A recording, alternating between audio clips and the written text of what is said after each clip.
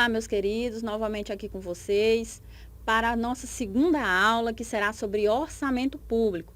Na aula de hoje, nós estaremos tratando do plano plurianual, da lei de diretrizes orçamentárias, como também da lei orçamentária anual. Falaremos um pouco também do ciclo orçamentário, né? E falaremos também um pouco sobre a questão da transparência.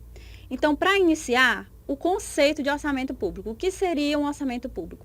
Na nossa concepção, né, no dicionário normal, o que é um orçamento? Orçamento é você quantificar, orçar, avaliar. Então, na nossa vida, nós fazemos orçamento, né? Orçamento doméstico, fazemos orçamento por uma reforma que nós queremos fazer na nossa residência. Nós vivemos fazendo orçamento. Na área pública, o que seria esse orçamento? Instrumento que dispõe o poder público em qualquer de suas esferas, para expressar em determinado período seu programa de atuação, discriminando a origem e o montante dos recursos a serem obtidos, bem como a natureza e o montante dos dispêndios a serem efetuados. Então, aqui ele vai quantificar o que ele programa fazer dentro daquele período e o que ele programa fazer, ele vai mostrar os recursos e alocá-los ao seu programa de governo. Então, isso é o orçamento. Né? Então, nesse orçamento, ele tem quais são os objetivos? Por que foi criada essa questão orçamentária? Primeiro, o orçamento é uma questão de controle, né? Então, entre o objetivo, nós podemos ver o seguinte: atuar como instrumento de controle das atividades financeiras do governo, ou atuar como instrumento de controle. Então, é muito mais fácil eu controlar os meus gastos se eu tiver um orçamento, quantificando quanto cada coisa vai custar, o que eu projeto fazer. Estimar as receitas e fixar despesas. O que seria isso? Eu vou fazer uma estimativa, eu vou prever, me basear em anos anteriores de quanto é a arrecadação daquele ente político e em cima dessa arrecadação eu vou fazer a fixação das despesas, para onde vai cada um daqueles recursos. Gerir a administração pública, podemos dizer que seria impossível o gestor público gerenciar tantos recursos se ele não tivesse um orçamento à sua disposição. Nós temos a classificação do orçamento público, segundo o artigo 165 da Constituição Federal, que diz o seguinte: leis de iniciativa do Poder Executivo estabelecerão. Então, isso aqui é a classificação do orçamento. O Plano Plurianual, conhecido como PPA, a Lei de Diretrizes Orçamentárias, conhecida como LDO, e nós temos também a Lei Orçamentária Anual, que é conhecido como a LOA. Então, nós vamos estudar o que seria cada uma dessas classificações. Então, vamos lá, plano plurianual, PPA. O que seria o PPA? Nós podemos dizer que o PPA, ele é um plano de governo. Então, quando o gestor público ele vai assumir, podemos dizer, uma prefeitura, ele vai ficar ali 4 anos. Então, ele tem que ter um plano de governo. São as ações, as diretrizes, as metas, aquilo que ele projetou executar no seu governo, ele vai consubstanciar isso no chamado PPA. Por isso que é chamado plano plurianual, porque ele vai se estender durante os 4 anos de governo, certo? Ele vai se estender os 3 anos do governo atual e o primeiro ano do governo seguinte, porque ele terá o primeiro ano de governo dele para poder consubstanciar esse planejamento. Então, ele é o principal instrumento de planejamento das ações do gestor público. Ele deve abranger todas as metas que serão desenvolvidas em todo o mandato do governo. Compreende apenas o estabelecimento de diretrizes e metas, sem levar em consideração os montantes a serem arrecadados. Observação: o plano plurianual, ele não é a questão orçamentária de alocação de recursos, ele é o planejamento, o que ele pretende executar durante esse período. Então, nós não teremos aí os montantes alocados, nós teremos só o planejamento do governo para os 4 anos. Ele deverá ser desenvolvido pelo Poder Executivo, governador, prefeito, presidente, né? E aprovado pelo Legislativo, os vereadores, senadores, né? Deverá ser encaminhado pelo Executivo até o dia 31 de agosto do seu primeiro mandato, por isso que no início eu falei que ele vai ser 3 anos da gestão atual e 1 ano da gestão seguinte, porque quando ele assume o mandato, no seu primeiro ano, ainda está em vigor o PPA do gestor anterior. Então, naquele primeiro ano, ele tem até 31 de agosto para poder estar mandando esse PPA para o Legislativo fazer a aprovação ou não, e o Legislativo tem até o dia 22 de dezembro para fazer essa aprovação, para começar a vigorar a partir do dia 1º de janeiro do ano seguinte. Aí nós partimos para a Lei de Diretrizes Orçamentárias. O que seria essa Lei de Diretrizes Orçamentárias? Ela é uma consubstanciação do PPA. Nós temos o PPA aí 4 anos. Vamos colocar que o PPA seja uma grande pizza, né? Então, a LDO seria a fatia das pizzas. Vamos dividir essa pizza em 4 pedaços, né? Então, a LDO seria o quê? Cada fatia da pizza. O PPA ele é de 4 anos, a LDO ela é anual. Só que ela tem que consubstanciar tudo que foi visto na PPA. Eu vou pegar tudo que eu projetei para 4 anos e vou dividir por ano. No primeiro ano eu vou fazer isso, no segundo aquilo, no terceiro isso, e assim sucessivamente. Ele vai só dividir o plano de governo, que é o PPA, em ano. Isso para fazer um direcionamento que vai ser abordado na Lei Orçamentária Anual. Então, nós temos aí, ele diz o seguinte, que ele configura-se como instrumento de planejamento apenas de meta e diretrizes, assim como o PPA, ele não entra com a questão de recursos, é só mesmo a questão de planejamento. O que difere a LDO do plano plurianual é o prazo que deverá ser elaborado. Então, é igual a um exercício financeiro, ou seja, um ano. Então, isso quer dizer que o plano plurianual caberá 4 leis de diretrizes orçamentárias. Nós temos também a lei de diretrizes orçamentárias, elas serão elaboradas e ter abrangido na totalidade as metas e diretrizes estipuladas no plano plurianual, que foi o que eu acabei de falar, né? Ele é elaborado pelo Executivo também e deve ser encaminhado ao Congresso até o dia 15 de abril de cada ano e aprovado até o dia 17 de julho, aí o prazo difere do PPA, né? Além de estipular as metas anuais, a LDO também servirá como instrumento norteador da elaboração do orçamento anual, como eu falei para vocês. Ele faz uma ligação do plano de governo de 4 anos para a lei orçamentária anual, que é efetivamente o que eu vou orçar. Então, nós podemos passar agora para o que seria a LOA, Lei Orçamentária Anual. Como eu já falei para vocês, a Lei Orçamentária Anual, o nome já está dizendo, é por ano. Ela vai colocar valores ao que foi previsto no PPA e consubstanciado na LDO. Né? Então, o que eu dividi ali por ano na LDO, eu vou agora alocar valores. Eu vou fazer um orçamento. Né? Ele diz assim, que a LOA ela é responsável pela efetivação e execução de todas as diretrizes planejadas para os 4 anos, que é no PPA e para cada ano distintamente, que é o previsto na LDO. Então, ele diz assim, nele haverá a fixação dos valores a serem efetivados e concretizados em cada atividade governamental. Então, cada um daqueles projetos anuais previstos na LDO vão ser agora mensurados, colocados valores, né, fixado as despesas, as arrecadações, para que ele possa ser formatado como um orçamento. Por determinação constitucional, o governo é obrigado a encaminhar o projeto de lei do orçamento anual ao Congresso Nacional até o dia 31 de agosto de cada ano, e o Congresso Nacional tem até o dia 22 de dezembro para analisar e votar a lei orçamentária anual. Observem que é o mesmo prazo do PPA, né? Então, à medida que eu faço o meu PPA, eu divido ele em 4 anos na LDO, e esses 4 anos divididos eu faço a mensuração orçamentária, que é a minha lei orçamentária anual. Só que o artigo 165 da Constituição Federal, ele continua, ele diz o seguinte, que a lei orçamentária anual vai compreender o orçamento fiscal, o que seria fiscal? Arrecadações tributárias. O orçamento de investimento, aí seria o quê? Investimentos em entidades de economia mista, paraestatais, qualquer investimento que direta ou indiretamente a entidade pública tenha em outros tipos de empresa. Orçamento com a Seguridade Social, que é a Previdência Social, né? Então, ele tem que conter orçamento fiscal, orçamento de investimento e o orçamento da Seguridade Social. Depois que nós vimos todas essas características do orçamento público, PPA, LDO e LOA, nós temos um ciclo que é percorrido, né, que são, como é que eu posso dizer, o passo a passo para se chegar na formação total do orçamento público. Então, Calil diz o seguinte: é o período compreendido entre o início da elaboração orçamentária e o encerramento de determinado exercício financeiro, ou seja, compreende desde o início do planejamento até a prestação de contas. Então, é o período em que é processadas as atividades para que o orçamento público seja finalizado.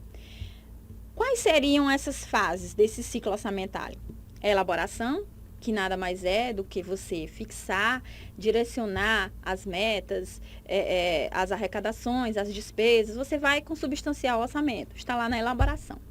Estudo e aprovação. Essa fase é quando o orçamento já está lá pronto para ser aprovado pelo Legislativo, certo? Execução, é o período na qual eu estarei executando o meu orçamento, que é o chamado de exercício financeiro, que é geralmente do dia 1º de janeiro ao dia 31 de dezembro. E nós temos a avaliação, que eu vou verificar como foi que procedeu a implementação do meu orçamento. Eu vou fazer esse estudo para saber se o que eu realmente orcei foi o que realmente ocorreu durante o meu mandato de governo. Dentro dessa questão de ciclos, nós temos os princípios, que são os princípios orçamentários. O que seriam esses princípios? São norteamentos que devem ser seguidos pelo gestor público na elaboração do orçamento. Não pensem vocês que ele pode fazer de qualquer forma. Não. Ele tem que seguir os princípios constitucionais, que seriam o quê? Princípio da legalidade. O que seria isso? Ele não pode fazer nada que não esteja previsto na lei. Né? Princípio da legalidade. Então, tudo que ele for consubstanciar no orçamento tem que ter uma previsão legislativa. Princípio da unidade, só existe um orçamento. Eu não posso fazer 2, 3 orçamentos para o meu governo. É um único orçamento. Né? Nós temos o princípio da universalidade, universo, englobar. Então, o meu orçamento ele tem que englobar todas as receitas e todas as despesas públicas. Nós temos o princípio da anualidade ou periodicidade. No caso dessa questão da anualidade, é porque o orçamento ele é dividido por anos. Então, cada ano eu terei o meu orçamento. E nós temos o princípio da exclusividade. Então, nesse caso, estabelece que o orçamento deve conter apenas matéria orçamentária. Ele deve ser exclusivo para o orçamento da União, do Estado, do município, né?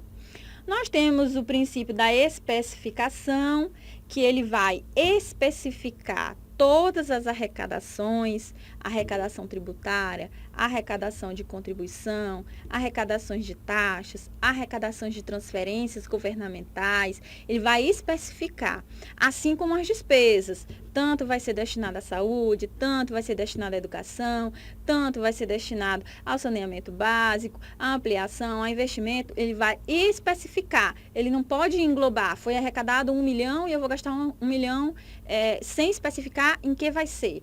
De que foi esse 1 milhão que ele arrecadou e para onde vai esse 1 milhão que ele vai gastar. Né? Nós temos o princípio da publicidade, os orçamentos eles devem ser divulgados, isso nós vamos ver na nossa aula de número 3, a questão da transparência. Nós temos o princípio do equilíbrio, gente. Nunca um gestor poderá prever um orçamento em que a receita está desequilibrada com a despesa. Ele sempre terá que fazer o equilíbrio entre receitas e despesas para que não faltem recursos na entidade pública. Nós temos o princípio do orçamento bruto, todas as receitas e despesas elas têm que estar registradas pelo seu valor bruto, sem desconto de nada, o valor efetivo da arrecadação. E o princípio da transparência, que tem muito a ver com o princípio da publicidade. O orçamento ele é passivo de publicação, porém, está aí a Lei 11.101, a Lei 101 de 2000, ela rege o quê? A transparência, o portal da transparência foi criado, então ele tem que ser passivo de publicação, em sites de grande circulação, em sites do ente público, né? E tem o princípio da não afetação da receita, que diz que todas as receitas devem ser recolhidas em um caixa único. Então, do Tesouro, não pode ter caixa 2, nem caixa 3, é um caixa único, não afetação da receita. O ente público ele não pode afetar a arrecadação da União, do Estado, do município, né? E aí nós estamos falando muito de arrecadação, né? A gente está falando muito de receita, despesa. Então, vamos entender um pouquinho o que seria essa receita. Bom, a receita é nada mais, nada menos do que o ingresso de recursos na entidade pública, né? De onde é que vem esses recursos? Vem das arrecadações tributárias, vem da questão das contribuições, vem também das transferências intergovernamentais, das transferências constitucionais, fundo de participação dos estados, fundo de participação dos municípios. Então, tudo isso aí é arrecadação. Então, tudo que entra nos cofres públicos é chamado de receita pública. Então, a receita pública, ela se divide em 2 grandes grupos, que é a receita orçamentária e a receita extra-orçamentária. O que seria a receita orçamentária? O nome já está dizendo, é aquela receita que tem previsão no orçamento. Eu já previ que iria arrecadar. Então, ali é considerado uma receita orçamentária. E a receita extra-orçamentária, por sua vez, ela não tem previsão orçamentária. É um dinheiro que entra, mas que eu não previ que iria adentrar ao meu cofre, né? Então, na subdivisão, a receita orçamentária, ela se divide em corrente e capital. A receita corrente nada mais é do que aqueles recursos que adentram a entidade pública do seu processo normal, né, de desenvolvimento, como, por exemplo, a arrecadação tributária. O ente político, ele já institui tributos e ele já sabe que vai ter arrecadações referente à questão tributária. Mas nós temos também a receita de capital, que ela não está direcionada ao processo operacional normal do ente público. Nós podemos citar um exemplo que seria uma receita que entra através de um financiamento que o governo faz. Né? Durante muitos anos a gente ouviu falar de FMI, né? Então são empréstimos que a entidade pública faz para poder arrecadar recursos para a entidade, né? E também nós temos a despesa. Acabamos de falar da receita corrente, receita de capital, são ingressos de recursos. Agora vamos falar um pouquinho das nossas despesas, né? Então o que seriam as despesas públicas? Conjunto de dispêndios do Estado ou de outra pessoa de direito público destinada ao funcionamento efetivo dos serviços públicos. Então, o que seria? Seriam os gastos. São os gastos que são efetuados pela entidade pública na prestação de serviços. Da mesma forma como as receitas, elas se dividem em despesa orçamentária, aquela que está prevista no orçamento, e a despesa extra-orçamentária, aquela que eu não tive previsão orçamentária, né? Da mesma forma também a despesa orçamentária, ela se divide em corrente e capital, sendo as correntes aquelas naturais do processo operacional, como o pagamento de salários, e a de capital, aquelas que não estão dentro do processo operacional normal, mas nós poderíamos dizer que seria o pagamento de um empréstimo ou até mesmo de um bem de capital, né, adquirindo algum patrimônio. Dentro da despesa, ela passa por três estágios.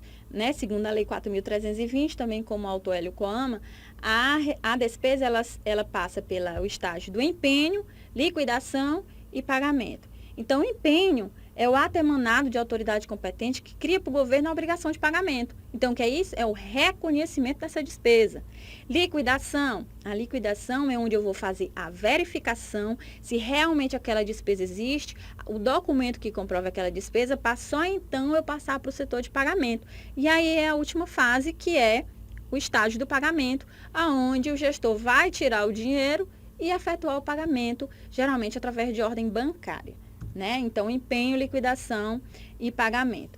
E no nosso sistema contábil, para fazer o controle dessa questão de orçamento, nós temos aí 5 subsistemas. O subsistema orçamentário, o subsistema patrimonial, o subsistema de custos e os subsistemas de compensação. O que seria cada um deles? Subsistema orçamentário é o subsistema contábil que somente controla a questão orçamentária, entrada e saída de recursos, tudo que está previsto no orçamento.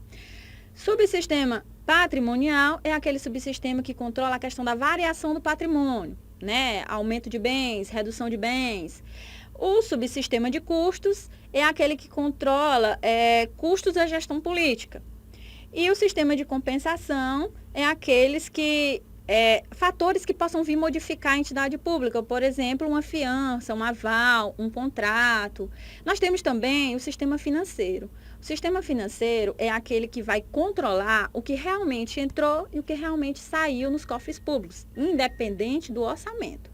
Então, independente do orçamento, o que entrou, o que saiu, ele é controlado no sistema financeiro. Então, nós temos aí esses sistemas contábeis, só revisando: sistema orçamentário, sistema financeiro, sistema patrimonial, sistema de custos e sistema de compensação, que são utilizados pela contabilidade. Logo mais, nós falamos dos balanços, que depois que a contabilidade ela registra e processa todas as informações, nós fazemos relatórios que mostrem para a sociedade, para o próprio gestor, o que foi feito durante aquele período. Nós temos o balanço orçamentário, que é uma espécie de relatório que vai mostrar o que foi executado durante o processo orçamentário. Nós temos o balanço financeiro, que é um relatório que evidencia todas as movimentações financeiras com entradas e saídas de recursos. Nós temos o balanço patrimonial, que vai controlar a questão do patrimônio público, né? Adquirir um bem novo, vendeu, aumentou o maquinário, comprou e as demonstrações das variações patrimoniais, que vai mostrar aqui somente as alterações que ocorreram no patrimônio durante aquele período. Cada orçamento desse, balanço, ele é feito anualmente, mas a legislação pode exigir, que a gente vai estudar na nossa aula 3, que ele possa ser divulgado bimestralmente ou quadrimestralmente, dependendo da quantidade de pessoas na população da região. Bem, na nossa aula de hoje, o que foi que nós vimos? Nós vimos o orçamento público, como é que ele é formado, plano plurianual, lei de diretrizes orçamentárias, lei orçamentária anual. Nós vimos o ciclo do orçamento, elaboração, estudo, aprovação, execução, né? Nós vimos também os sistemas e os subsistemas da contabilidade, o patrimonial, o orçamentário, o financeiro, de custos, de compensação. E nós vimos um pouco sobre as demonstrações contábeis, que são os relatórios que resumem tudo que foi feito durante aquele período, né, que é para ter acesso à população, para que ela possa entender o que foi que o governo fez com toda aquela arrecadação, né? E nós vamos ver na nossa próxima aula mais sobre a legislação que rege a questão das transparências. Em relação à nossa aula de hoje, eu peço que vocês participem do nosso fórum, resolvam nossas atividades e bons estudos.